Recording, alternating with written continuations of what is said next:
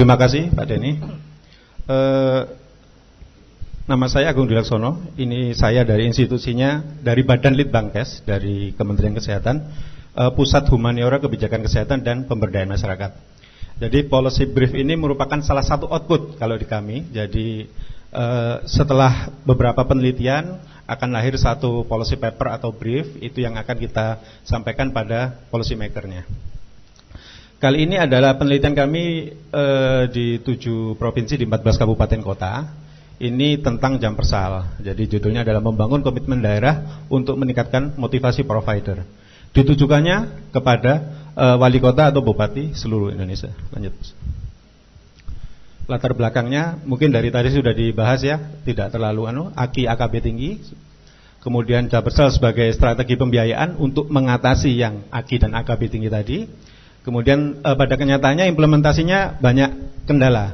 Ini yang dilakukan oleh PMPK UGM. Waktu itu Pak Laksono ya presentasi di Kuningan bahwa ada kendala administratif. Dan hal ini juga kami temukan di 14 kabupaten kota tersebut.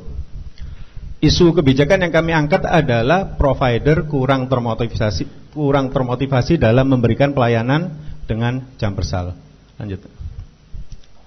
Tujuannya adalah memberikan rekomendasi pilihan kebijakan. Jadi rekomendasinya bukan hanya satu, terkait komitmen daerah untuk meningkatkan motivasi. Pendekatan yang kami lakukan di dalam tulisan policy brief ini adalah pendekatan legal aspeknya dari segi hukum.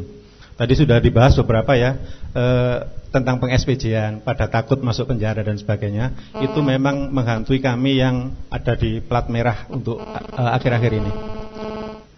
Kemudian ruang lingkup dan keterbatasan. Policy brief ini dikhususkan hanya pada provider pelayanan dasar kesehatan ibu dan anak dalam jam persal. Yang termasuk di sini adalah bidan praktek swasta kalau dia punya PKS, perjanjian kerjasama dengan dinas. Kemudian puskesmas dan jaringannya. Lanjut. Ini lokasinya ada di Jawa Timur, Jawa Barat, Kepulauan Riau, Kalimantan Timur, Sulawesi Tenggara, Nusa Tenggara Barat, Maluku. Kabupatennya ada 14 ya. Lanjut. Untuk perkembangan situasinya, tadi ini konteks kebijakannya. Untuk ada perubahan juknis dari 2011 ke 2012. Ini sih kebanyakan pada struktur tarifnya, struktur jasa pelayanan yang akan diterima oleh para provider, para pemberi pelayanan. Kalau untuk melahirkan tahun 2011 itu sekitar 350, pada 2012 500 dan sebagainya.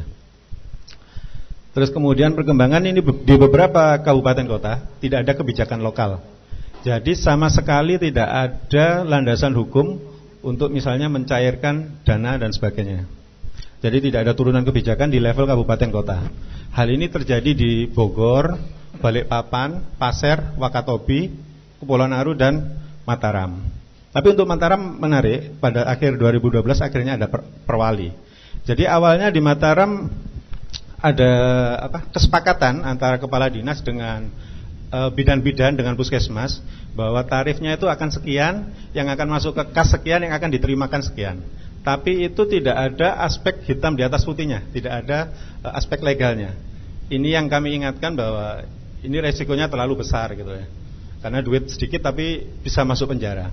Akhirnya pada tahun 2012 dijadikan perwali. Lanjut Mas.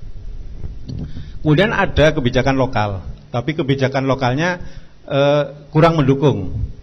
Tidak mendukung terhadap kebijakan yang ada di pusat yang sudah diturunkan oleh kementerian.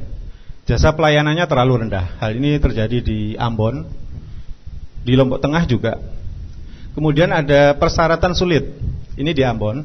Jadi IBI dalam hal ini memberikan persyaratan yang susah untuk dilalui oleh para bidan untuk mendapatkan SIP. Karena syarat untuk perjanjian kerjasama untuk menjadi provider ini adalah harus punya SIP. 2 menit lagi Pak.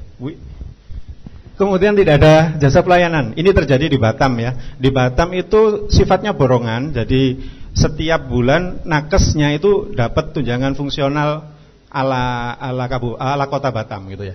Jadi tidak ada motivasi lagi karena semuanya sudah borongan. Terus kemudian yang Lombok Tengah ini berbagi dengan dukun, karena dukun itu ada konsep kemitraan, sehingga oleh Kadinkes dibuatkan policy Ya, untuk yang jasa pelayanan tadi harus ikut bagi-bagi ke dukun. Lanjut. Implikasi kebijakannya akan berpotensi menimbulkan perbedaan persepsi ya antara aktor pelaksana. Ini antara manajemen di dinas dengan yang pelaksana lapangan sebagai provider. Terus kemudian jasa pelayanannya tidak sama antara yang diterimakan dengan yang diatur oleh juknis. Pencairannya lambat, ini hampir di semua wilayah. Kemudian motivasi bidannya sehingga menjadi kurang, dan ini terjadi booming di rumah sakit, semuanya dirujuk gitu. Karena malas untuk menangani karena jasanya sedikit. Lanjut. Ini yang dibilang Bu Tias tadi, pilihan kebijakan. Jadi kami menawarkan dua opsi. Jadi yang pilihan pertama adalah membuat perda. Perda ini kelebihannya adalah kuat, regulasinya sangat-sangat kuat karena dibikin oleh bupati atau wali kota dengan DPR. Itu yang menjadi keunggulan. Tapi prosesnya lama karena Jembersal policy brief ini disusun 2012, hanya untuk mungkin 2013 karena 2014 mungkin sudah akan melebur gitu ya. Kemudian yang pilihan kedua adalah perbub atau perwali. Ini relatif lebih cepat untuk situasi yang responsif, darurat, cepat gitu ya. Lanjut. Rekomendasinya dari kami adalah dengan membuat perwali atau perbub, karena relatif lebih cepat dan kebutuhannya hanya dalam waktu mungkin 1-2 tahun saja. Kalau nanti perda mungkin tahun berikutnya baru jadi, sementara Jambersalnya sudah habis. Sementara jasa pelayanan tidak bisa segera diterimakan pada provider. Lanjut.